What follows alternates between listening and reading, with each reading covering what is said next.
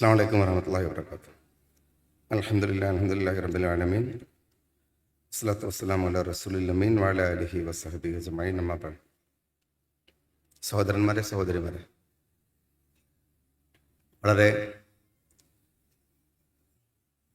ശ്രദ്ധേയമായിട്ടുള്ള ഒരു പാനൽ ഡിസ്കഷനകത്ത് തന്നെ നിങ്ങളോട് സംസാരിക്കാൻ കഴിഞ്ഞതിൽ എനിക്ക് അതിയായ സന്തോഷമുണ്ട്. കേരളത്തിലെ ഏറ്റവും ശ്രദ്ധേയമായ, അതല്ലെങ്കിൽ ഇങ്ങനെ ഒരു വിഷയം വളരെ ആധികാരികമായി സംസാരിക്കാൻ കഴിയുന്ന ഒരിടത്ത് തന്നെയാണ് നമ്മളിത് സംസാരിക്കുന്നത് എന്നതും ഒരു പ്രത്യേകതയുണ്ട്. മതം, ധാർമ്മികത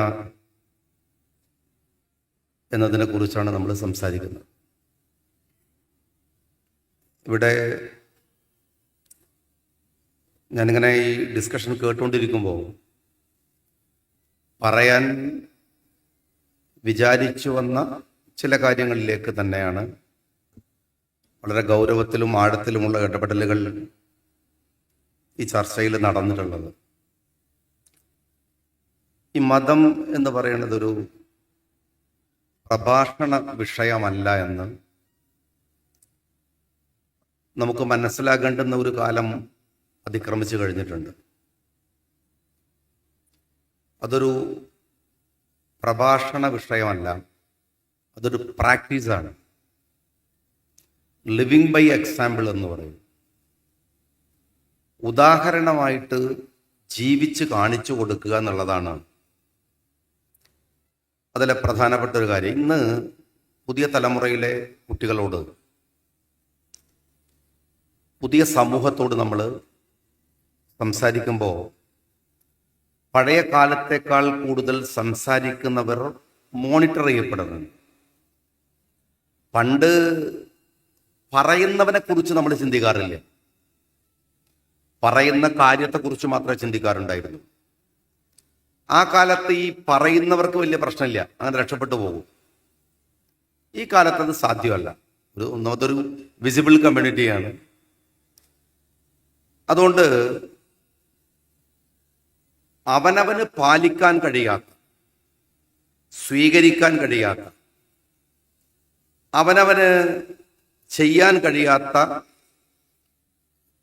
കാര്യങ്ങൾ എത്ര മനോഹരമായും എത്ര ശ്രവണസുന്ദരമായും നിങ്ങൾ സംസാരിച്ചാലും അത് ഒരു പാത്രം കമഴ്ത്തി വെച്ച് വെള്ളമൊഴിക്കുക എന്നൊക്കെ പറയണ പോലെ നമ്മളുടെ പുതിയ തലമുറയിലേക്ക് ഇറങ്ങില്ല എന്ന് ഉറപ്പാണ്.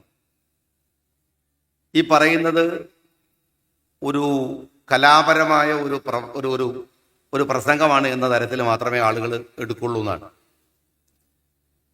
പറയുന്നതിൻ്റെ ഒരു ആത്മാർത്ഥതയോ സത്യസന്ധതയോ ഫീൽ ചെയ്യില്ല എന്നുള്ളതാണ്. ഇപ്പം ഈ പലപ്പോഴും നമ്മൾ ഈ പ്രഭാഷണത്തിൻ്റെ കുറവ് ഉള്ളൊരു കാലമല്ലല്ലോ, അല്ലെങ്കിൽ ഈ ഉപദേശത്തിൻ്റെ ഒരു കുറവുള്ള കാലമല്ല, ഉപദേശത്തിൻ്റെ ശല്യമുള്ള കാലമാണ്. സോഷ്യൽ മീഡിയ തുറന്നാൽ അതിൻ്റെ റീലുകൾ മുഴുവൻ ഉപദേശമാണ്. നമ്മളുടെ പ്രസംഗങ്ങളും ബാക്കിയുള്ള പരിപാടികളും അങ്ങനെയുള്ള നിരന്തരമായ ഉപദേശകന്മാരുടെ ശല്യമാണ്. നല്ലോണം അത് നടക്കുന്നുണ്ട്. പക്ഷെ ഈ പറയുന്നവരെ കുറിച്ച് നിങ്ങൾ എപ്പോഴെങ്കിലും, അല്ലെങ്കിൽ ഈ ഇപ്പോഴത്തെ ആളുകളുടെ ഒരു അഭിപ്രായമുണ്ട്. ഇപ്പം ഈ സമീപകാലത്ത് ഈ കേരളീയ മുസ്ലിം സമൂഹവുമായി അവരുടെ വിശ്വാസം, അവരുടെ മതം, അതിൻ്റെ ധാർമ്മികത, അതിൽ നടക്കേണ്ടുന്ന അടിസ്ഥാനപരമായ വിശ്വാസവുമായി ബന്ധപ്പെട്ട കാര്യങ്ങളിൽ നമ്മളുടെ എത്ര കേൾവികൾക്ക് നമ്മളുടെ കാതുകളെ കൊടുത്തിട്ടുണ്ട്, അതിനുവേണ്ടി നമ്മളുടെ എത്ര ഡാറ്റ നമ്മൾ വിനിയോഗിച്ചിട്ടുണ്ട്, അതിനുവേണ്ടി എത്ര ടെലിവിഷൻ ചാനലുകളിൽ എനർജി നമ്മൾ ഉപയോഗിച്ചിട്ടുണ്ട്, നമ്മളുടെ സമയം കളഞ്ഞിട്ടുണ്ട്. നിങ്ങൾ വെറുതെ ഒന്ന് ആലോചിച്ച് നോക്കുക. ഞാനൊരു ഒരുപാട് കാലയളവെന്ന് പറയുന്നില്ല, ഒരു കൊല്ലം മിനിമം എടുത്തോ നിങ്ങൾ. കേരളത്തിൽ ദീൻ പറയേണ്ടുന്ന നിരന്തരമായ ദീനിയായിട്ടുള്ള ചർച്ചകളും മനനങ്ങളും ഒക്കെ നടക്കുന്ന ഒരു സമൂഹത്തിനകത്ത് നിന്ന് നമ്മൾ ഈ പറയുന്ന സാധനങ്ങളൊക്കെ നഷ്ടപ്പെടുത്തിയിട്ട് ഈ ഒരു കൊല്ലത്തിനിടയിൽ നമുക്ക് കിട്ടിയിട്ടുള്ള കാര്യം എന്താണ്? പ്രാസ്ഥാനികമായ തർക്ക വിതർക്കങ്ങളൊക്കെ വേറെ ഉണ്ടാവാം. അതിനപ്പുറത്ത് നമ്മൾ കേൾക്കേണ്ടതായിരുന്നു അത്. നമ്മൾ അറിയേണ്ട ഒരു കാര്യമാണ് പറഞ്ഞിട്ടുള്ളത്. ആ വാക്കെന്റെ ജീവിതത്തിൽ നന്നായിട്ട് സ്പർശിച്ചു എന്ന് തോന്നാവുന്ന കാര്യം നമ്മൾ ചർച്ച ചെയ്തിട്ടുണ്ടാകും. ഇന്നലെ വരെ, ഇന്നത്തെ കാര്യം ഞാനൊരു യാത്ര കഴിഞ്ഞിട്ട് അപ്ഡേറ്റ് ചെയ്യാത്തതുകൊണ്ട് എനിക്കറിയില്ല, ഇന്നലെ വരെ ഇല്ല, ഒരു ഗുണപരതയും ഇല്ലാത്ത,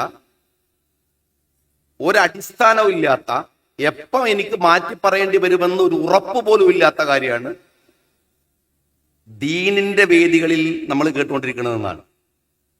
നമ്മൾ ഈ ധാർമ്മികതയൊക്കെ പറഞ്ഞിട്ട് കുട്ടികളെ കൊണ്ടുവരണം എന്ന് പറയും. മിനിമം, ഞാൻ പലപ്പോഴും പറയണം, മിനിമം ഇവിടെ ഒരു സന്നദ്ധാന സമ്മേളനം നടക്കുകയാണ്. നാളത്തെ തലമുറയെ നയിക്കേണ്ടുന്ന ഒരു പ്രതിഭാശാലികളായിട്ടുള്ള നൂറുകണക്കിന് ആളുകൾ ഇവിടുന്ന് ഇറങ്ങാൻ പോവാണ്. അവർക്ക് ഉണ്ടാവേണ്ടുന്ന ഏറ്റവും ചെറിയ കാര്യമുണ്ട്, അവരുടെ ഇൽമ്, അവർ സ്വായത്തമാക്കിയിട്ടുള്ള ഭാരമായ അറിവ്, അങ്ങനെ കുറെ കാര്യങ്ങളുണ്ട്. അതിലെ ഏറ്റവും മിനിമം ഒരു കാര്യമാണ്, ഏറ്റവും മിനിമമായിട്ടുള്ള കാര്യമാണ്, എന്നാൽ ഏറ്റവും നിർബന്ധമുള്ളതായിട്ടുള്ള കാര്യമാണ്. നമ്മൾ പലപ്പോഴും പറയാറില്ല, ഒന്ന് അദബാണ്. അദബാണ്. അദബിന് വലിയ അർത്ഥമുണ്ട്. അദബ് എന്ന് മാത്രം പറഞ്ഞാൽ മതി, ബാക്കിയൊക്കെ നമ്മളെ മനസ്സിലൂടെ അങ്ങനെ കുറെ ആളുകൾ കയറി ഇറങ്ങി ഇങ്ങനെ പോകും. അതുകൊണ്ട് ഞാൻ വിശദീകരിക്കണില്ല. അദബ് ആദ്യം, രണ്ടാമത് ഇൽമ്, മൂന്നാമത് ഇബാദത്ത്. അദബുള്ളവന് ഇൽമുണ്ടായാൽ എന്തൊരു സൗന്ദര്യമായിരിക്കും. നമ്മൾ എത്ര ആളുകളെ കണ്ടിട്ടുണ്ട്, കാണുമ്പോൾ നമുക്കിങ്ങനെ ഉമ്മം വെക്കാൻ തോന്നുന്ന ഇഷ്ടവും സ്നേഹവും ഒക്കെ തോന്നും. അദബുള്ളവന് ഇൽമുണ്ടായാൽ. അദബില്ലാത്തവന് ഇൽമുണ്ടായാൽ എന്താവും നമുക്കറിയാം, ഞാൻ പറയണില്ല. അദബുള്ളവന് ഇൽമുണ്ടായാൽ അവന്റെ ഇബാദത്ത്, അത് കഴിഞ്ഞിട്ടേ ബാക്കി എല്ലാം വരുന്നുണ്ട്. നിങ്ങൾ വാങ്ങുന്ന ഏത് സർട്ടിഫിക്കറ്റിനും അത് കഴിഞ്ഞ വിലയുള്ളൂ. ദീനിന്റെ വിഷയത്തിലാണെങ്കിൽ അത് കഴിഞ്ഞിട്ടുള്ളൂ. അവര് ധാർമ്മികത പറയുമ്പോൾ കേൾക്കാനും ഇറങ്ങാനും കഴിയുന്ന പരുവത്തിലൊരു മനസ്സുണ്ടാവും. നിങ്ങൾ പറഞ്ഞതൊക്കെ ഞാൻ ശരിവെക്കും, എല്ലാം ശരിവെക്കും. പക്ഷെ നിങ്ങളതെങ്ങനെ, നിങ്ങൾക്കത് പറയാനുള്ള യോഗ്യത എന്താണെന്ന് തിരിച്ചു ചോദിച്ചിട്ട്, ഇപ്പൊ ഈ ഞാൻ നേരത്തെ പറഞ്ഞു, ഒരു പ്രാക്ടീസിങ് ആണ് വിശ്വാസം, ധർമ്മം, ഇതൊക്കെ. അതിന്റെ അനുരണനങ്ങൾ ജീവിതത്തിൽ നമ്മളിങ്ങനെ കൊണ്ടുപോകുമ്പോഴാണ് കാണുന്നവന് സ്വീകരിക്കേണ്ടതാണ് എന്ന് തോന്നുക. നമ്മളിലൊക്കെയുള്ള, ഞാൻ ഈ കുറച്ചു ദിവസങ്ങളായിട്ട് കാണുന്നത് ഒരു ഈഗോ ആണ്. ഏതാണ് ശരി, എന്താണ് ശരി എന്നത്. ഇപ്പോ പ്രവാചകൻ സല്ലല്ലാഹു അലൈഹി വസല്ലം തങ്ങള് ജിബ്രീൽ അലൈഹിസ്സലാം ആദ്യത്തെ മീറ്റിങ്ങില് എന്താ പ്രവാചകൻ പറയും, ഒരു കീഴടങ്ങലാണ് സത്യത്തിൽ. അങ്ങനെ തോന്നാം, എനിക്കറിയില്ല എന്നാ പറയുന്നത്. ആരാ പറയുന്നത്? നമ്മളുടെ ഒക്കെ നായകൻ, ലോകത്തിന്റെ നായകൻ, അള്ളാഹുവിന്റെ പ്രവാചകൻ പറയാണ്, എനിക്കറിയില്ല. ജിബ്രീൽ അലൈഹിസ്സലാം പറയുന്ന ഒരു കാര്യമുണ്ട്, എന്നാ ഞാൻ പഠിപ്പിച്ചു തരാന്നാണ്. അത് കേട്ട് മുന്നിലിരിക്കുന്നത് ആരാണ്? ഇവിടെ പൊളിയുടെ എന്താണ്? ഒരു വാഫിയുടെ സമ്മേളനം നടക്കുമ്പോൾ ഞാൻ അതിന്റെ ഒരു വിശദീകരണം പറയേണ്ട കാര്യമുണ്ടെന്ന് ഞാൻ വിചാരിക്കണില്ല. പറയേണ്ട കാര്യം, ഒറ്റ കാര്യം ഞാൻ നിങ്ങളോട് പറയട്ടെ. നമ്മള് ഈ ദഴവത്തില്, ഈ ധാർമ്മിക സമൂഹത്തെ കെട്ടിപ്പടുക്കണമെന്ന് വിചാരിച്ച് കർമ്മരംഗത്തേക്ക് വരുമ്പോൾ ഞാൻ കുട്ടികളോട് പറയണത്, നിങ്ങൾ സഹപ്രവർത്തകരോടായാലും, ഒരു പണ്ഡിതനാണെങ്കിൽ ശിഷ്യന്മാരോടായാലും, ഒരു നേതാവാണെങ്കിൽ അണികളോടാണെങ്കിലും, ഒരു ഭരണകർത്താവാണെങ്കിൽ പ്രജകളോടാണെങ്കിലും നമ്മളത് പാലിക്കും. ഇപ്പോ പ്രവാചകന്റെ തന്നെ ചരിത്രത്തിൽ സഹാബികൾ അങ്ങനെ ഒരു യുദ്ധസമയത്ത്, ഞാൻ ദീർഘിപ്പിച്ച് പറയല, ഞാൻ പറഞ്ഞു പോവാണ്. ഒരു സഹാബിയുടെ വാരിന് അമ്പുകൊണ്ട് ഒരു വേദന വരുമ്പോ പ്രവാചകൻ പറയുന്നുണ്ട്, നീ പ്രതികാരം ചെയ്തോ, നീ എന്നോട് പ്രതികാരം ചെയ്തോ. അപ്പോഴാണ് ആ വയറിന് കെട്ടിപ്പിടിച്ച് ഉമ്മ വെക്കണമൊക്കെ നമുക്ക് അറിയണ കാര്യമാണ്, ഞാൻ പറയണ്ടല്ലോ. ഞാൻ ചോദിക്കണത്, കൂടെ നിൽക്കുന്നവരോട്, അണികളോട്, അണികളിൽ ശിഷ്യന്മാരിൽ ആർക്കാണ് അമ്പ് കൊള്ളാത്തത്? പല ഘട്ടങ്ങളിലായിട്ട് അമ്പ് കൊണ്ടവരുണ്ടാവുമല്ലോ. എപ്പോഴെങ്കിലും എന്റെ വാക്കുകൊണ്ട്, നോക്കുകൊണ്ട്, പ്രവൃത്തി കൊണ്ട്, കർമ്മം കൊണ്ട് നിനക്ക് എന്നോട് പ്രതികാരം ചെയ്യാമെന്നൊന്നും പറഞ്ഞ് വിശാലാർത്ഥത്തിൽ പ്രവാചകനോളം പോവണ്ട. പക്ഷെ ഞാൻ പറഞ്ഞതിൽ നിനക്ക് മനസ്സിന് വേദന ഉണ്ടായിനോ? മാപ്പല്ലാനോട് മാത്രം പറഞ്ഞാൽ പോരാ,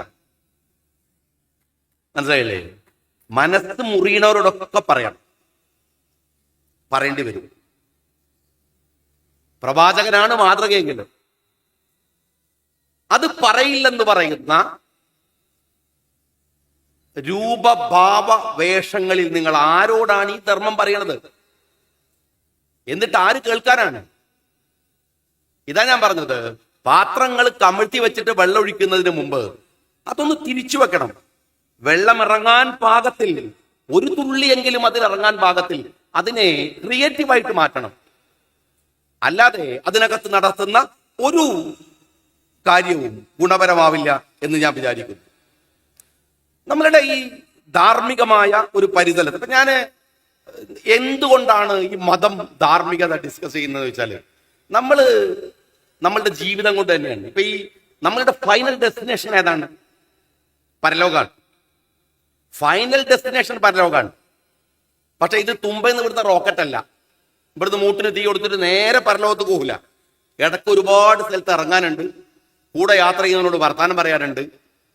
അങ്ങനെയാണ്. ഇത് റോക്കറ്റ് അല്ല. ഒന്നുകിൽ തീവണ്ടിയാണ്, അല്ലെങ്കിൽ ബസ്സാണ്, അല്ലെങ്കിൽ വിമാനമാണ്. ഇടയ്ക്ക് ഇറങ്ങേണ്ടി വരും, കൂടെകളോട് സംസാരിക്കേണ്ടി വരും. ഫൈനൽ ഡെസ്റ്റിനേഷനിൽ തുമ്പേന്ന് മറ്റേ തീ കൊടുത്ത മാതിരി റോക്കറ്റ് നേരെ പോയിട്ട് പരലോകത്ത് വീവില്ല എന്നുള്ളതുകൊണ്ടാണ് നമ്മൾ ധാർമ്മികതയെക്കുറിച്ച്, അവൻ പാലിക്കേണ്ടുന്ന മര്യാദകളെ കുറിച്ച്, ജീവിതത്തിനിടയിൽ അവൻ കണ്ടുമുട്ടുന്നവരോട് ഇടപെടുന്നതിനെ കുറിച്ചൊക്കെ ഇത്ര വിശാലമായ ചർച്ചകളും ഡിസ്കഷനുകളും ഒക്കെ നടത്തിക്കൊണ്ടിരിക്കുന്നത്. ഇതാവശ്യം. നേരത്തെ ഇവിടെ ഇതിനെ കൺക്ലൂഡ് ചെയ്തുകൊണ്ട് വാഫി സംസാരിക്കുമ്പോൾ ഞാൻ അത് കേൾക്കുകയായിരുന്നു. എന്നുവെച്ചാല് ഈ സാമൂഹിക സഹജീവനം നമുക്കുള്ളത് കൊണ്ടാണ് ധാർമ്മികതയെക്കുറിച്ച് അത് നിർബന്ധമായി നമ്മൾ പറയുന്നത്. അതില്ലെങ്കിൽ ആ പ്രശ്നമില്ല. നേരത്തെ ഞാൻ പറഞ്ഞ പോലെ നമ്മളുടെ ഫൈനൽ ഡെസ്റ്റിനേഷൻ പരലോകാന്നുള്ള കരുതിയിട്ട് മൂട്ടിന് തീയും കൊടുത്ത് നേരെ പോയി റോക്കറ്റ് അവിടെ വീഴുകയാണെങ്കിൽ ഈ പ്രശ്നമൊന്നും ഉണ്ടായിരുന്നില്ല. പക്ഷെ നമുക്കതിനിടയിൽ ഒരുപാട് ജീവിതമുണ്ട്, ജീവിതത്തിന്റെ വ്യത്യസ്തമായ ഘട്ടങ്ങളുണ്ട്, ഇടപെടേണ്ടുന്ന ഒരുപാട് സാമൂഹ്യവും കുടുംബപരവും ഒക്കെ ആയിട്ടുള്ള പ്രതലങ്ങളുണ്ട്. അവിടെ നിങ്ങൾ അങ്ങനെ ഒരു സാമൂഹ്യ സഹജീവനം നടത്തുന്നു എങ്കിൽ അവിടെ ഈ ഇബാദത്തും ആദാബുകളൊക്കെ തമ്മിലുള്ള വ്യത്യാസം നമുക്ക് കുറെ നമ്മൾ പറഞ്ഞ കാര്യങ്ങളാണ്. ഇബാദത്ത് നമ്മളെ തന്നെ ശുദ്ധീകരിക്കാൻ വേണ്ടി ഉപയോഗിക്കുമ്പോൾ ഒരു സാമൂഹ്യ ജീവി എന്നുള്ള നിലക്ക് നമ്മളിൽ നിർബന്ധമാക്കപ്പെട്ട കുറെ കാര്യങ്ങളുണ്ട്. ഇവിടെ ആണ് നേരത്തെ പറഞ്ഞു. ഇപ്പോ ഞാൻ ഒരൊറ്റ ഉദാഹരണം മാത്രം പറയാം. ഇപ്പൊ LGBTQയുടെ വിഷയം വരുമ്പോ നേരത്തെ ഇവിടെ കൺക്ലൂഷനിൽ പറഞ്ഞൊരു കാര്യം വരുന്നുണ്ട്. ഒരു ചർച്ചയിൽ ഏറ്റവും ശ്രദ്ധേയമായിട്ട് വരുന്ന ഒരു പോയിന്റ് അവിടെയാണ്. എന്ന് വെച്ചാൽ ഒരു സോഷ്യൽ ഫാബ്രിക്കിനെ, സാമൂഹ്യമായ നമ്മളുടെ ഒരു പ്രതലത്തെ തകർക്കാൻ കഴിയുക നമ്മൾ നിയമത്തെ ലംഘിക്കുമ്പോഴാണ്, ധാർമ്മികതയെ ലംഘിക്കുമ്പോഴാണ്, നമ്മളുടെ ഉത്തരവാദിത്തങ്ങളെ നമ്മൾ വിട്ടു കഴിയുമ്പോഴാണ്. ഇപ്പൊ ഈ വിശ്വാസം എന്ന് പറയുന്നത്, വിശ്വാസം ലംഘിക്കാൻ മനുഷ്യൻ പറയുന്ന പല കാര്യങ്ങളും, വിശ്വാസികൾ എന്നുള്ള തലത്തിൽ നമ്മൾക്കെതിരെ നിൽക്കുന്ന കുറെ ആളുകളുണ്ട്. ഇപ്പൊ എത്തിസ്റ്റുകളുടെ ഒരു കാര്യമാണ്. ഈ എത്തിസ്റ്റുകളെ കുറിച്ചൊക്കെ നമ്മൾ സംസാരിക്കുമ്പോൾ കുറെ ദീർഘമായിട്ട് പറയേണ്ട ഒരു കാര്യമാണ്. ഞാൻ നേരത്തെ പറഞ്ഞ ഒരു വിഷയം ഇതിനോട് ചേർത്ത് പറഞ്ഞില്ലെങ്കിൽ എന്റെ മനസാക്ഷിയോട് ഒരു വിഷമുണ്ടാവുന്നതുകൊണ്ട് ഞാൻ പറയണില്ല, ഞാൻ പറഞ്ഞു പോവാണ്. കാരണം കോഴിക്കോട് ഈ അടുത്ത കാലത്ത് നടന്നിട്ടുള്ള ഏറ്റവും വലിയ യുക്തിവാദി സമ്മേളനത്തിന് ശേഷം കോഴിക്കോട് നഗരം കണ്ട 4 സമ്മേളനങ്ങൾ പരസ്പരം ആക്ഷേപിക്കാനും കുറ്റം പറയാനും വേണ്ടി ആയിരുന്നു നമ്മൾ നടത്തിയത്. അല്ലാതെ യുക്തിവാദത്തിന് മറുപടി പറയാനല്ല എന്നുള്ളൊരു കാര്യം ഞാൻ പറഞ്ഞു വെക്കുകയാണ്. നേരത്തെ പറയേണ്ട പോയിന്റ് ഇപ്പൊ പറഞ്ഞു വെക്കുകയാണ്. നമ്മൾ പറഞ്ഞിട്ടൊന്നുമില്ല, ഉത്തരവാദിത്വമൊന്നും അവിടെ നിർവഹിച്ചിട്ടൊന്നുമില്ല. ഞാൻ പറഞ്ഞു വന്നൊരു കാര്യം എന്താണെന്ന് വെച്ചാൽ, ഈ യുക്തിവാദി സമൂഹം പലപ്പോഴും വിശ്വാസത്തെ ലംഘിക്കാൻ പറയുന്ന പല കാര്യങ്ങളും ഈ സോഷ്യൽ സിസ്റ്റത്തെ തകർക്കാനാണ്. നമുക്ക് പ്രഥമ ദൃഷ്ട്യാ അത് വിശ്വാസത്തിനെതിരാണ് എന്ന് തോന്നിയേക്കാം. നേരത്തെ അവിടെ പറഞ്ഞു, ഇപ്പൊ കള്ള് ശരിയല്ല, കള്ള് കൊടുക്കുന്നത് ശരിയല്ല. പുകവലി ശരിയല്ല എന്ന് പറയുന്ന മതാണ്. മതം പറയുന്നത് അത് പാടില്ല, തെറ്റാണ്, ഹറാമാണ് എന്നൊക്കെ തരത്തിലാണ്, നിഷിദ്ധം എന്ന നിലക്ക്. എന്നാൽ അങ്ങനെ പറയണില്ല ഈ സോഷ്യൽ സിസ്റ്റം. സോഷ്യൽ സിസ്റ്റം എന്താ പറയുന്നത് അറിയാങ്ങള്? മതം കള്ള് ഹറാമാണ് എന്ന് പറഞ്ഞുകൊണ്ട്, പറ്റൂല എന്ന് പറഞ്ഞുകൊണ്ട് സോഷ്യൽ സിസ്റ്റം പറയുന്നത് കള്ള് നല്ലതാണെന്നല്ല പറയുന്നത്. കള്ള് കുടിച്ചോളി, എന്നിട്ട് കുടിക്കണോനെ പേടിപ്പിക്കുക. അതിന്റെ മോള് എഴുതി വെക്കുക, ഇത് മഹാ അപകടമാണ്, കള്ള് കുടിക്കുന്ന കണ്ടാൽ എഴുതി വെക്കുക. എന്ന് വെച്ചാൽ ഇൻഡയറക്റ്റ് ആയിട്ടും ഈ മെറ്റീരിയലിസ്റ്റുകളും പറയണത് ധാർമ്മികത പറയുന്നത് തന്നെയാണ്. അവർ ഡയറക്റ്റ് അംഗീകരിക്കണില്ല. വിശ്വാസം ഒരു നിയമമല്ലാത്തതുകൊണ്ട്, വിശ്വാസം നമ്മൾ സ്വയമേവ പാലിക്കുന്ന ഒരു കാര്യമായതുകൊണ്ട് അതിനകത്തത് നിഷിദ്ധമാണ് എന്ന് പറയാം. അപ്പൊ ഒരുത്തൻ പറയാണ് ഞാൻ വിശ്വാസിയല്ല, അവന്റെ ആ പ്രശ്നം കഴിഞ്ഞല്ലോ. അതേസമയത്ത് നിയമത്തിന് അങ്ങനെ പറ്റൂല. നിയമം ഇത് പാടില്ല എന്ന് പറഞ്ഞാൽ അത് കുറ്റകരമാണ്, ശിക്ഷാർഹമാണ്. മതത്തിൻ്റെതോ വിശ്വാസത്തിൻ്റെതോ പാടില്ല എന്ന് പറഞ്ഞ കാര്യത്തിന് ശിക്ഷ നമുക്ക് ഇവിടെ നിന്ന് കൊടുക്കാനും കഴിയില്ല, നമുക്ക് മെറ്റീരിയലായിട്ട് തീർക്കാൻ കഴിയില്ല. എന്നാൽ നിയമത്തിനോ, അതുകൊണ്ട് നിയമം എന്ത് ചെയ്തു കാര്യങ്ങള്? കള്ള് കുടിച്ചാൽ കുറ്റകരമാണ് എന്ന് പറഞ്ഞില്ല, കള്ളുമായി ബന്ധപ്പെട്ട ചില സാഹചര്യങ്ങൾ കുറ്റകരമാണെന്ന് പറഞ്ഞു.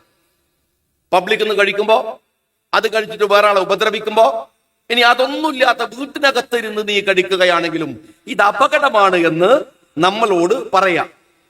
എന്നുവെച്ചാൽ വിശ്വാസവും ധാർമ്മികതയും പറയുന്നതിനെ മെറ്റീരിയലിസ്റ്റുകള് വളരെ കൃത്യമായിട്ട് ഇൻഡയറക്റ്റ് ആയിട്ട് അവർ പറയാണ് ഇത് ശരിയല്ല, ഇത് ശരിയല്ല. നമ്മളൊരു നിയമത്തിന്റെ വടി കൊണ്ടുമല്ല ഇത് പറയുന്നത്. എന്നുവെച്ചാൽ ഈ മെറ്റീരിയലിസ്റ്റുകൾ പറയുന്നതിനേക്കാൾ ശക്തമായി അത് അവതരിപ്പിക്കുന്നത് നമ്മളാണ്. അപ്പൊ പറയും ചിലരുടെ ഇഷ്ടമല്ലേ കള്ളു കുടിക്കാണ്ട്, ചിലരുടെ ഇഷ്ടം ഈ അങ്ങനെ ഒരു സാധനമാണ്. ഇപ്പൊ LGBTQI ഒക്കെ വരുമ്പോൾ പറയുന്നത് എന്താ വെച്ചാല് പിന്നെ ശാരീരിക ഇച്ഛയാണെന്നാണ്. അതാണ് നേരത്തെ ഇവിടെ പിന്നെ സംസാരിച്ചത്. ഇതിന്റെ ഒരു കൺക്ലൂഷനിൽ വാപ്പി സംസാരിക്കുകയുണ്ടായി.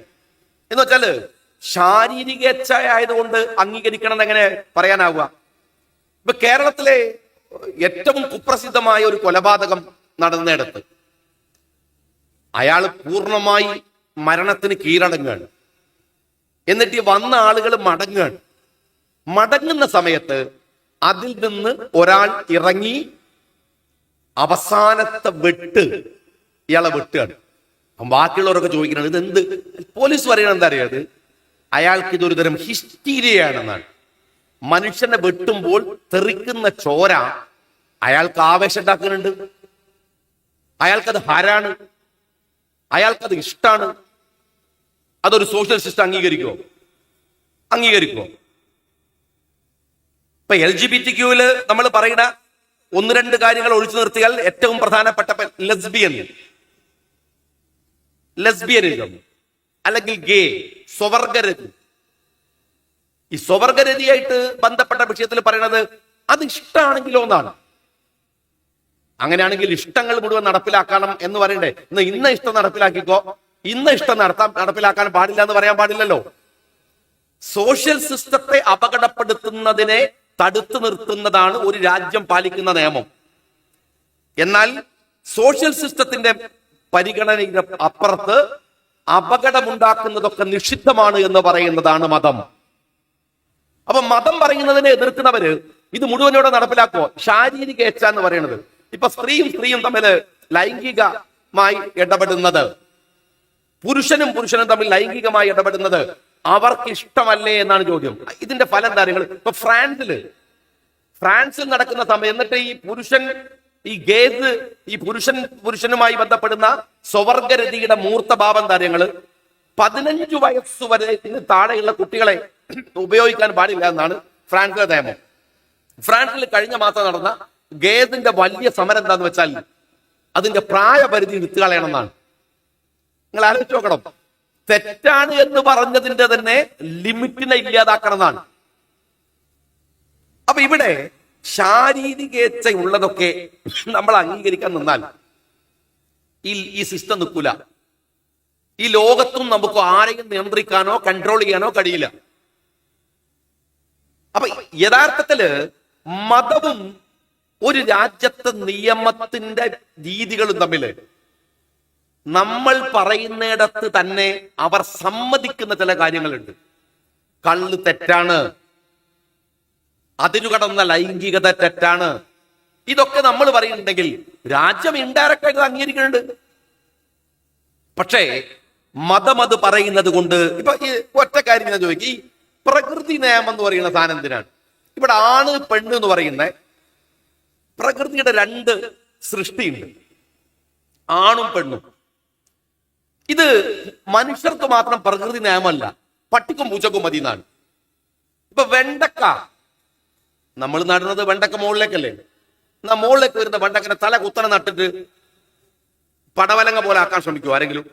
അപ്പൊ പറയും ഇപ്പൊ ഒരൊറ്റ തെങ്ങ് നമ്മൾ തിരിച്ചു കുഴിച്ചിട്ടാൽ വികൃതമായി തെങ്ങ് വരുന്ന പറയുന്നത്. ആ വരും, ഉറപ്പാണ്. പടവലങ്ങയാണെങ്കിൽ നമ്മൾ പന്തൽ കെട്ടിയിട്ട് അത് തൂങ്ങാനുള്ള സൗകര്യം ചെയ്തു കൊടുക്കുന്നതാണ്. ഇത് പ്രകൃതിയിലെ ഉൽപ്പന്നങ്ങൾക്ക് നമ്മൾ കൊടുക്കുന്ന ഒരു കാരുണ്യാണ്. ഇത് മനുഷ്യന് വേണ്ടി. സ്ത്രീയെയും പുരുഷനെയും വേറെ വേറെ കാണുന്ന ഒരു ഇടമുണ്ട്. അത് മതത്തിന്റെ പ്രശ്നമല്ല. ഇത് മതത്തിന്റെ മോഡിലേക്ക് കൊണ്ടുവരുന്നെങ്കിൽ ഇപ്പൊ ഏറ്റവും അപകടകരമായിട്ടുള്ള കാര്യം ഞാൻ എപ്പോഴും പറയാറുണ്ട്, ഈ ജെൻഡർ ഇക്വാലിറ്റിയും അതുപോലെ LGBTQ സമരമൊക്കെ വന്നപ്പോൾ നമ്മുടെ നാട്ടിലെ വലിയ വിപ്ലവകാരികൾ പറഞ്ഞത് ജെൻഡർ ഇക്വാലിറ്റിയെ കുറിച്ചാണ്. ജെൻഡർ ഇക്വാലിറ്റി എന്ന് പറയുന്നത് പുരുഷ മേധാവിത്വത്തിന്റെ മനോഭാവം തന്നെയാണ്. ജെൻഡർ ജസ്റ്റിസ് ആണ് പ്രധാനം. ഒരു കുടുംബത്തിൽ ഒരു പുരുഷൻ വീക്കായാൽ അയാളെക്കാൾ നന്നായി ആ കുടുംബത്തെ മനോഹരമായി മുന്നോട്ട് കൊണ്ടുപോകാൻ ഒരു സ്ത്രീക്ക് കഴിഞ്ഞാൽ അവൾ സ്ത്രീയാണ് എന്നതുകൊണ്ട് ആ കഴിവ് നിഷേധിക്കണമെന്ന് ഏതെങ്കിലും മതം പറയുന്നുണ്ടോ? ഇസ്ലാം പറയുന്നുണ്ടോ? ഞാൻ പലപ്പോഴും ഖദീജ റളിയല്ലാഹുവിന്റെ കാര്യം പറയാറുണ്ട്. അള്ളാഹുവിന്റെ പ്രവാചകൻ സല്ലല്ലാഹു അലൈഹി വസല്ലം തങ്ങള് ഖദീജ റളിയല്ലാഹു അൻഹയുടെ കീഴില് ഒരു ജോലിക്കാരനായിട്ട്, ഇതൊക്കെ അള്ളാഹുവിന്റെ നിശ്ചയല്ലേ, അള്ളാഹുവിന്റെ നിശ്ചയല്ലേ. പെൺകുട്ടികളെ ജീവനോടെ കുഴിച്ചു മൂടുന്ന ഒരു കാലത്ത്, ഖുറൈശികളുടെ ഉഗ്രപ്രതാപകാലത്ത്, പുരുഷ മേധാവിത്വത്തിന്റെ ഉഗ്രപ്രതാപകാലത്ത് അവിടെ ഒരു വനിതാ വ്യവസായി ഉണ്ടായിരുന്നു. അവരുടെ കീഴിൽ പണിയെടുത്താണ് പ്രവാചകൻ അവരുടെ ജീവിതം ആരംഭിക്കുന്നത്. നിങ്ങൾ ആലോചിച്ച് നോക്ക്. ജെൻഡർ ജസ്റ്റിസ് ആണ് പ്രധാനം, ജെൻഡർ ഇക്വാലിറ്റി അല്ല. ഇക്വാലിറ്റി തട്ടിപ്പാണ്. ഇക്വാലിറ്റി തട്ടിപ്പാണ് എന്ന് വെച്ചാൽ ഈ പ്രകൃതി വിരുദ്ധമായി മനുഷ്യ വിഷയത്തിൽ, സ്ത്രീ പുരുഷ വിഷയത്തിൽ സംസാരിക്കുന്നവർ ഏറ്റവും അപകടകരമായി സ്ത്രീ വിരുദ്ധമായി കൂടെയാണ് സംസാരിക്കുന്നത്. ഞാൻ പറഞ്ഞു വരുന്ന കൺക്ലൂഷൻ ഇതാണ്: മതത്തെയും വിശ്വാസത്തെയും ലംഘിക്കാൻ ശ്രമിക്കുന്ന എത്തിസ്റ്റുകൾ പതിയെ പതിയെ ഈ രാജ്യത്തിന്റെ വ്യവസ്ഥിതിയെയും ലംഘിക്കാനുള്ള പരിശ്രമങ്ങൾ നടത്തുന്നത് സ്വാതന്ത്ര്യം കൊടുക്കുന്നതനുസരിച്ച് കാണാൻ പറ്റും. അതാണ് ഈ 15 വയസ്സിന്റെ താഴെയുള്ള കുട്ടികളെയും ഞങ്ങൾക്ക് പീഡിപ്പിക്കാനുള്ള സ്വാതന്ത്ര്യം വേണമെന്ന് പരസ്യമായി പ്രകടനം നടത്താൻ ഗേകൾക്ക് കഴിയണത്. മനുഷ്യന്റെ ശാരീരിക ഇച്ഛ മുഴുവൻ പ്രകടിപ്പിക്കാൻ അവകാശം വേണം എന്ന് പറയുന്നത്. ഇതാണ് ഞാൻ ധാർമ്മികമായ മനുഷ്യകുലം നിലനിൽക്കുന്നതിന്, സോഷ്യൽ ഫാബ്രിക് നിലനിൽക്കുന്നതിന് ഇത് ആവശ്യമാണ് എന്ന് പറയുന്നിടത്ത് തന്നെ ഞാൻ ഉന്നയിക്കുന്ന ഒരു ആക്ഷേപം, ഇതിന്റെ നേർ എതിർഭാഗത്ത് നിൽക്കുന്ന എത്തിസ്റ്റുകള് പതുക്കെ പതുക്കെ ഒരു രാജ്യത്തിന്റെ തന്നെ സിസ്റ്റത്തെ തകർക്കാനുള്ള ഗൂഢാലോചനയാണ്. അതിന്റെ ആത്യന്തികമായ ഫലം ഒരു ഭീകരമായ അനാർക്കി രാജ്യത്ത് വരുമെന്നാണ്. അതുകൊണ്ട് ഈ ധാർമ്മികത പറയുമ്പോൾ പറയേണ്ടത് എങ്ങനെ, ഏത് തരത്തിലാണ് പറയേണ്ടത്, അതിന്റെ ക്രെഡിബിലിറ്റി എങ്ങനെയാണ് ഉണ്ടാവുക, അതൊക്കെ നമ്മൾ ചർച്ച ചെയ്തുകൊണ്ട് തന്നെ പറയാന്നുള്ള ബാധ്യതയാണുള്ളത്. ഞാൻ ഇന്ന് ഇവിടെ വരുമ്പോ പറയണമെന്ന് വിചാരിച്ചൊരു കാലമുണ്ട്. ഈ മതം, വിശ്വാസം, ധാർമ്മികത, ഇതൊക്കെ ഈ ആധുനിക കാലത്ത് എങ്ങനെയാണ് സാധ്യമാവുക? ഞാൻ ഇവിടെയാണ് ചോദിക്കേണ്ടത്. കേരളത്തില് ഈ വാഫിയുടെ കുട്ടികളോട് അത് ചോദിക്കണമെങ്കിൽ ചോദിക്കാവുന്ന ഏറ്റവും സുപ്രധാനമായ സദസ്സ് ഇതാണ് എന്ന വിശ്വാസത്തോടു കൂടിയാണ് ചോദിക്കുന്നത്. ഇവിടെ ചോദിച്ചില്ലെങ്കിൽ പിന്നെ അത് വേറെ എവിടെ പോയി ചോദിച്ചിട്ട് കാര്യമില്ല. ഞാൻ നിങ്ങളോട് ചോദിക്കുന്നത്, ഈ ആധുനിക കാലത്ത് നമുക്ക് ഈ മതവും ധാർമ്മികത, ഇപ്പോ ആധുനിക കാലം എന്ന് പറഞ്ഞപ്പോ LLMന്റെ കാലാണ്, ലാർജ് ലേണിംഗ് മോഡലാണ്, ലാംഗ്വേജ് മോഡലാണ് ആധുനിക കാലത്തെ പറയുന്നത് LLM എന്നാണ്.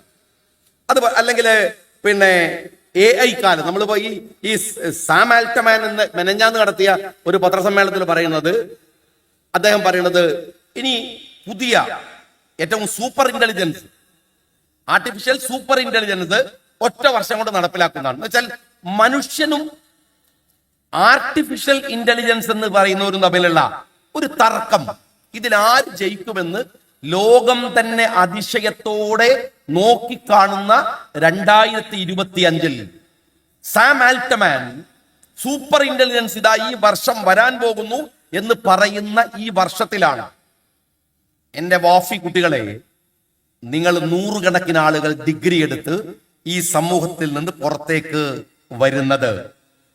എന്ന് വെച്ചാൽ ഇതുവരെ ഇപ്പൊ ഇതൊരു ടെക്നോളജിയാണ്. എന്റെ പിറകിൽ കാണുന്നത്, അവിടെ എഴുതി വരുന്നത്, അവിടെ അതിനെ മനോഹരമാക്കുന്നത്, അതില് ചിത്രങ്ങൾ വരും, ഇതൊരു ടെക്നോളജിയുടെ സാധ്യതയാണ്. പക്ഷെ അത് നമ്മളുടെ മനസ്സിലുള്ള തോട്ട്സ്, ചിന്തകളെ മനോഹരമാക്കി നമ്മളിലേക്ക് തന്നെ തരുന്ന സാധനമാണ്. അതിനെ മനോഹരാക്കി ഡിസൈൻ ചെയ്ത് മനോഹരാക്കി തരുന്ന സാധനമാണ്. എന്നാൽ ആർട്ടിഫിഷ്യൽ ഇന്റലിജൻസ് നിങ്ങളുടെ ചിന്തയെയും മറികടന്ന് കാര്യങ്ങൾ ചെയ്യുന്നതാണ്. എന്ന് വെച്ചാൽ നിങ്ങളുടെ തലച്ചോറിന് സമാന്തരമായ ഒരു തലച്ചോറ്, മസ്തിഷ്കത്തിന് സമാന്തരമായ മസ്തിഷ്കം, മനുഷ്യന് സമാന്തരമായ ചിന്തയും ധാരണയുമുള്ള മറ്റൊരു മനുഷ്യൻ വേറെ ഉണ്ടാവുകയാണ്. അതൊരു പ്രശ്നമാണ്. അതിൽ തന്നെ ആ ഇന്റലിജൻസ് സൂപ്പർ ഇന്റലിജൻസ് വരുന്നു എന്നാണ്. ഞാനൊരു ഈ യുദ്ധത്തിൽ ഇപ്പൊ ഞാൻ നിങ്ങളോട് ചോദിക്കാൻ വിചാരിച്ച കാര്യം ഇതാണ്. ഇലോൺ മസ്കിന്റെ ന്യൂറാലിങ്ക് ഉണ്ട്. ഈ ന്യൂറാലിങ്ക് ഇപ്പൊ ഞാനിപ്പോ ഇവിടെ ഒരാൾക്ക് ന്യൂറാലിങ്ക് പിടിപ്പിച്ചാല്, ന്യൂറാലിങ്ക് നിങ്ങളൊക്കെ പഠിച്ച കാര്യമായിരിക്കും. എന്ന് വെച്ചാല് ഞാനിങ്ങനെ മോസിലേക്ക് നോക്കിയാല് മോസ് എവിടെയാണ് പോകേണ്ടതെന്ന് വെച്ചാൽ ഞാൻ തലച്ചോറിൽ വിചാരിക്കുന്നിടത്ത് പോയി ക്ലിക്ക് ചെയ്യും. എന്ന് വെച്ചാൽ ഞാൻ വിചാരിക്കുന്ന സാധനം നിങ്ങൾക്ക് അപ്പുറത്തുനിന്ന് ഫൈൻഡ് ചെയ്യാൻ പറ്റും. അപ്പൊ ഞാനിവിടെ ഇരിക്കുന്ന ആരെന്തെങ്കിലും ന്യൂറാലിങ്ക് ഫിറ്റ് ചെയ്താൽ പോലും പറയാ ചങ്ങായി ഇതെന്തേ പറഞ്ഞത് നിർത്താനായില്ല എന്ന് പറഞ്ഞാൽ എനിക്ക് മനസ്സിലാവും ഓൻ ചിന്തിക്കണം അതാണ്. ഒരു ചിന്ത, മറ്റൊരാളുടെ ചിന്ത എനിക്ക് ബോധ്യാവും. ഇതാണ് ന്യൂറാലിങ്ക് എന്ന് പറഞ്ഞാൽ ഞാൻ വിശദീകരിക്കണം. ന്യൂറാലിങ്ക് അതാണ്. ഞാൻ നിങ്ങളോട് ചോദിക്കണം, വാഫി കുട്ടികളോട് ചോദിക്കുന്ന ഒരു കാര്യം, ഈ മതം, ധാർമ്മികത എന്നൊക്കെ പറഞ്ഞ് നമ്മൾ ചർച്ച ചെയ്യല്ലേ, ഇങ്ങനെ ഈ ധാർമ്മികമായ വിഷയങ്ങളിൽ നമ്മളെ മക്കളൊക്കെ വളരെ മുന്നോട്ട് പോകാവുന്ന ഒരു സാധനം ഇലോൺ മസ്കിനോട് പോയി പറഞ്ഞിട്ടൊരു ചിപ്പ് ഉണ്ടാക്കിയിട്ട് നമുക്ക് ഫിറ്റ് ചെയ്താൽ പോരെ? എന്താ അതിൻ്റെ ഒരു ഫിക്ക് എനിക്കറിയില്ല. നിങ്ങൾ ആലോചന. ഇപ്പോ ഹാഫിലായ കുട്ടികളുണ്ട്. എത്ര അധ്വാനമുണ്ട്, മെമ്മറി, അതിനുവേണ്ടി ഉപയോഗിക്കുന്ന അവരുടെ ടൈം ഒക്കെ അല്ലേ? നിങ്ങൾ ഇലോൺ മസ്കിനോട് പറഞ്ഞിട്ട് ഒരു ചിപ്പ് വാങ്ങിയിട്ട് പിടിപ്പിച്ചാൽ പോരെ? അതിന്റെ ഫിഖ് എന്താ? അതിന്റെ ഹുക്കൂം എന്താണ്? ചിന്തിക്കാതിരുന്നിട്ട് കാര്യമില്ല, ചിന്തിച്ചേ മതിയാവൂ. വരാൻ പോവാണ്. അതിന് അധിക സമയമില്ല. ഇപ്പൊ ഞാന് വരുന്ന വഴിക്ക് ഇപ്പൊ ചാറ്റ് GPT പുതിയ ചാറ്റ് ബോട്ട് എന്ന് പറയുന്നത് 03 ആണ്. 02 ഒരു കേസൊക്കെ ആയിട്ട് വന്നിട്ട് നേരത്തെ രജിസ്റ്റർ ചെയ്തുകൊണ്ട് പോയി 03 ആണ്. 03 വരാം. ഞാൻ ഇവിടെ വരുമ്പോ സംസാരിക്കണല്ലോ എന്ന് വിചാരിച്ചിട്ട് ഞാൻ ചാറ്റ് GPT ചോദിച്ചു, ഹു ഈസ് ഹക്കീം ഉസ്താദ്? ഹക്കീം ഉസ്താദ് ആരാണ്? അപ്പൊ പറഞ്ഞു, ഫേമസ് മ്യൂസിഷ്യൻ ഫ്രം ഈജിപ്തിലുള്ള വലിയ മ്യൂസിഷ്യൻ ആണ് എന്നൊക്കെയാണ് പറയുന്നത്. നമ്മൾ ഹക്കീം ഉസ്താദിനെ ചാറ്റ് GPTക്ക് ഫൈൻഡ് ചെയ്യാൻ പറ്റിയിട്ടില്ല. ഞാൻ പറയണത്, നമുക്ക് ഹക്കീം ഉസ്താദിനെ കുറിച്ചൊരു പുസ്തകം എഴുതാം. കേരളത്തിലെ വിദ്യാഭ്യാസ രംഗത്ത് മഹാവിപ്ലവം ഉണ്ടാക്കിയ ഒരു മനുഷ്യനെ കുറിച്ച് നമുക്കൊരു പുസ്തകം എഴുതാം. ആര് വായിക്കും? അടുത്ത തലമുറയിലെ കുട്ടികൾ വായിക്കൂല. അവര് നേരെ ചാറ്റ് 03 കയറിയിട്ട് ചോദിക്കും, ഹു ഈസ് ഹക്കീം ഉസ്താദ്? കാണുന്നില്ലേ? ഒരു വിട്ട് അപ്പൊ അതിൽ കാണുന്നില്ലല്ലോ, നിങ്ങൾ ആരെ പറ്റിയാ പറഞ്ഞു ചോദിക്കും. നിങ്ങള് ഒരു സമൂഹത്തോട് സംസാരിക്കേണ്ടുന്ന സ്പേസുകൾ മാറുകയാണ്. എത്രമാത്രം ഇപ്പൊ ഞാനൊക്കെ എന്ന് വെച്ചാൽ വയലിത്തറിന്റെ വയല്, താവസ്ഥാന്റെ വയലൊക്കെ കേട്ടിട്ട് അതിന്റെ കസര എടുത്ത് വെച്ചിട്ടും അതിന്റെ പരിപാടി പോയിട്ടും അത് ഉപയോഗം കൊടുക്കുമ്പോൾ ലേലം ചെയ്ത് വിൽക്കുന്ന സാധനം അതിന്റെ പൈസ വാങ്ങി വെച്ചിട്ടൊക്കെയാണ് നമ്മുടെ നാട്ടിലെ മാലത്തിലെ പണിയൊക്കെ തുടങ്ങുന്ന അന്നത്തെ കാലത്ത്. അതെന്നെ ആലോചിച്ച് നിങ്ങൾ കഴിഞ്ഞു. അന്ന് മുമ്പിൽ വന്നിരിക്കുന്നവരോട് നമുക്ക് പറയാൻ പറ്റും, ഇപ്പൊ നിങ്ങൾക്ക് എഴുതാം, ഇപ്പൊ നിങ്ങൾക്ക് യൂട്യൂബിൽ കയറാം. അവിടെ ഒന്നുമല്ല, അവിടുന്ന് പോയി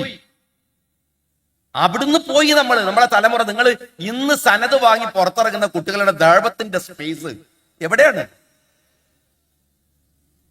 നിങ്ങൾ ഇവിടെ ഈ ഇതുമായി ബന്ധപ്പെട്ട പുതിയ പുസ്തകങ്ങൾ എഴുതരുതെന്നെല്ലാം പറയുന്നത് പരിധിയുണ്ട്. എന്നാൽ ഇൻഫോർമേഷന്റെ പുതിയ കാലത്ത് നിങ്ങൾ നിങ്ങൾ ധാർമ്മികതയെ കുറിച്ച് ഡിസ്കസ് ചെയ്യും. ഇത് ആരോട് പറയും? ഞാൻ ഒറ്റ കാര്യം നിങ്ങളോട് പറയാം. ഈ സമൂഹത്തിൽ ഒരുപാട് ആളുകൾ കഷ്ടപ്പെട്ട് അധ്വാനം ചെയ്ത് വളർത്തിയെടുത്ത ഒരു ഉമ്മത്താണ് നമ്മളുള്ളത്. അതിനൊക്കെ ഒരു പ്രൊഡക്റ്റീവ് ആയിട്ടുള്ള ഒരു ഇതാണ് നമ്മൾ കണ്ടുകൊണ്ടിരിക്കുന്നത്. ഈ വാഫി ഇഷ്യൂവിൽ പോലും, അല്ലെങ്കിൽ ഈ വാഫി മേഖലയിൽ പോലും കണ്ടുകൊണ്ടിരിക്കുന്നത്. പക്ഷേ നമ്മളിടയിൽ നിന്ന് ഇവരുടെ അത്യധ്വാനം കൊണ്ട് വന്നിട്ടുള്ള പ്രത്യേകിച്ച് പെൺകുട്ടികൾ, ഞാൻ എല്ലായിടത്തും പോകുമ്പോൾ പറയാറ്, ഈ പെൺകുട്ടികള് അവരുടെ ഒരു ചിന്തയും ധാരണയും ഒക്കെ അൽഹംദുലില്ലാഹ് ആൺകുട്ടികളെക്കാൾ വിശാലമായി ചിന്തിക്കാവുന്ന തരത്തിലേക്ക് നമ്മളിടയിൽ നിന്ന് പെൺകുട്ടികൾ വന്നിട്ടുണ്ട്. പക്ഷെ നിങ്ങളറിയോ, കേരളത്തിലെ ഏറ്റവും വലിയ എത്തിസ്റ്റുകളുടെ ഫോളോവേഴ്സ് ആവുന്നത് നല്ല നിക്കാബ് ധരിച്ച, മഫ്തയിട്ട, നല്ല കുടുംബത്തിലുള്ള മാപ്പിള പെൺകുട്ടികളാണ് ഏറ്റവും കൂടുതൽ ഫോളോവേഴ്സ്. നിങ്ങൾ പരിശോധിച്ചോ, ഞാൻ വെറുതെ പറയണമെങ്കിൽ ഈ പെൺകുട്ടികളോട് അല്ലെങ്കിൽ പുതിയ തലമുറയിലെ ചെറുപ്പക്കാരോട് സംസാരിക്കാവുന്ന ലാംഗ്വേജ്, ഇവിടെ ചർച്ച ചെയ്യുന്ന ധാർമ്മികതയെക്കുറിച്ച്, വിശ്വാസത്തെക്കുറിച്ച്, മനുഷ്യൻ പാലിക്കേണ്ടതിനെ കുറിച്ച് നമ്മളുടെ കയ്യിൽ എന്താണ് എക്യുപ്മെന്റ്സുകൾ ഉള്ളത്? നമ്മുടെ വയലുകൾക്ക് മുമ്പിൽ വന്നിരിക്കുന്ന ഒരു സമൂഹം കഴിഞ്ഞുപോയി, പറഞ്ഞിട്ട് കാര്യമില്ല. ഇനി അത് അങ്ങനെ ഒരു സമൂഹത്തെ വാർത്തെടുത്ത് വന്ന് അവർ കൊഴിഞ്ഞുപോയി. ഇനി അവരെ കിട്ടില്ല, വരൂല. പക്ഷെ നമുക്ക് പറയാനുള്ള ബാധ്യതയില്ലേ? എങ്ങനെ പറയും? എങ്ങനെ അവരോട് സംസാരിക്കും? അതിന്റെ ടൂൾ എന്താ ഉള്ളത്? ഞാൻ നിങ്ങളോട് പറയണത്, പണ്ട് നമ്മള് നാട്ടിൽ പറയാറുണ്ട്, എന്താണ്, പുറത്തെ ചാണകക്കുടിയിൽ ഒരു മരം ഉണ്ടായിട്ട് അതിന്റെ കൊമ്പ് പള്ളിക്കകത്ത് വന്നാൽ അതിന്റെ മുകളിലിരുന്ന് നിസ്കരിച്ചാൽ നിസ്കാരം ശരിയാവും എന്നൊക്കെയുള്ള തർക്കം നടത്തിയിരുന്നു വന്ന് കളിയാക്കാറില്ലേ? ഇതൊന്നുമല്ല വിഷയം. ഞാൻ പറയുന്നു, അടുത്ത തലമുറയിൽ നമ്മളുടെ മസ്തിഷ്കത്തിനകത്ത് ചിപ്പ് വെച്ച് നിങ്ങളെ കൺട്രോൾ ചെയ്യുന്ന, നിങ്ങളുടെ ധാരണയുടെയും മുകളിൽ കാര്യങ്ങളെ കൊണ്ടുപോയി എത്തിക്കുന്ന ഒരു ലോകത്ത് എന്താണ് ദീനിയായി നമുക്ക് സംസാരിക്കാനാവുക? ഞാൻ ചോദിക്കുന്നു, അവിടുത്തെ ഫിഖ് എന്താണ്? ഇത് സംസാരിക്കേണ്ട ഇടത്തേക്കാണ് ഹക്കീം ഉസ്താദ് ഒരു വലിയ തലമുറയെ പറഞ്ഞയച്ചുകൊണ്ടിരിക്കുന്നത്. നിസ്സാരല്ലത്, നിസ്സാരാക്കാം നമുക്ക്. പക്ഷെ ആവൂല. അവിടെയാണ് ഞാൻ നേരത്തെ ഇവിടെ ഇരിക്കുമ്പോൾ സംസാരിച്ചു, വാഫിയിലെ കുട്ടികൾ ഇങ്ങനെ ഉഷാറായിട്ട് വരുമ്പോൾ അവിടെയാണ് നമ്മളെ സമൂഹത്തിലെ ഞാൻ തുടങ്ങുമ്പം പറഞ്ഞ ഒട്ടും പ്രൊഡക്റ്റീവ് അല്ലാത്ത ഈ ഡിസ്കഷനുകൾ നടക്കുന്നത്. ഈ കുട്ടികള് ഇവരുമായി ഇപ്പൊ ഞാനിവിടെ നിന്ന് ചർച്ച കേൾക്കായിരുന്നു, ഇവർ സംസാരിക്കണത്. അവരുടെ ഒരു വൊക്കാബുലറി അല്ല ഞാൻ പറയണത്, അത് സ്വായത്തമാക്കി എടുക്കാൻ കഴിയുന്ന കാര്യമാണ്. പക്ഷെ അതിനേക്കാൾ വലുതൊന്നുണ്ട്, അവരുടെ ഈ വിഷയത്തിലുള്ള ധാരണയാണ്. ആ ധാരണയെ ഈ മഹാവിപ്ലവത്തിന്റെയും പരിധി പൊട്ടിച്ച് പുറത്തു പോകാവുന്ന അതിലേറെ വലിയ വിപ്ലവത്തിലേക്ക് നീങ്ങാനുള്ള സമയമായി എന്നാണ് ഹക്കീം ഉസ്താദ് ഉത്തരവാദിത്വം ചെയ്തു വെച്ചിരിക്കുന്നുണ്ട്. ഞാൻ ഈ സനത് വാങ്ങിയും നേരത്തെ വാങ്ങിയും ഒക്കെ പുറത്തിറങ്ങിയ കുട്ടികളോട് പറയണത്, നിങ്ങളെ പണി ഹക്കീം ഉസ്താദിന്റെ പണിയിലൊന്നും നിൽക്കൂല, അതിനും അപ്പുറത്താണ് എന്ന് നിങ്ങളോട് സൂചിപ്പിക്കാനും നിങ്ങളൊന്ന് ബേജാറാക്കാനുമാണ് ഞാൻ ഈ കാര്യം പറഞ്ഞത്. നിങ്ങൾ അങ്ങനെ ഈസി ആയിട്ട് സനത് വാങ്ങി എന്ന് പുറേ പോണ്ടാച്ചിട്ടാണ്. ഒന്ന് ബേജാറായിക്കൊള്ളി. കാരണം ലോകം അത്രമേൽ പ്രയാസകരമാമിതത്തിലേക്ക് പോകുന്നുണ്ട്. അവിടെ നിങ്ങളെ പണി വലിയതാണ്. വെറുതെ കോഴിക്കോടങ്ങാടി തിരിഞ്ഞടിച്ചിട്ട് ആവശ്യമില്ലാത്ത ചർച്ചയിലൊന്നും പോയി നിൽക്കേണ്ടതല്ല. നിങ്ങളെ പണി എന്തെങ്കിലും നിങ്ങൾ മിനിമം മനസ്സിലാക്കിയാലെങ്കിലും രക്ഷപ്പെടുന്നതാണ് എനിക്ക് നിങ്ങളോട് പറയാനുള്ളത്. ഉത്തരവാദിത്തം വലുതാണ്. ആ ഉത്തരവാദിത്തം നിങ്ങൾക്ക് പറയാനുള്ള സകല സാധ്യതകളുടെയും മുമ്പിൽ നിന്നിട്ടാണ് ഒരു നല്ല വിശ്വാസി, ഒരു നല്ല മുസ്ലിം, ഞാൻ നേരത്തെ പറഞ്ഞല്ലോ, ഒരു ലിവിങ് ബൈ എക്സാമ്പിൾ എന്ന് പറയാവുന്ന തരത്തിൽ ജീവിതത്തിൽ പറയുന്ന കേൾക്കാനല്ല പുതിയ തലമുറയിലെ ആളുകൾക്ക് താല്പര്യം, അങ്ങനെ ചെയ്തു കാണിക്കാനാണ്. അങ്ങനെ കഴിയുന്ന തരത്തിലേക്ക് അവരെ കൊണ്ടുവരാനുള്ള ഈ വാഫി സമൂഹത്തിന്റെ ഇത് മുസ്ലിം സമുദായത്തിനകത്ത് വന്നിട്ടുള്ള ഒരു വലിയ സമൂഹമാണ്. വിപ്ലവകരമായൊരു സമൂഹമാണ്. പക്ഷേ അവിടെയും നിൽക്കാത്ത വണ്ണം കാലം മുമ്പോട്ട് പോകുന്നുണ്ട്.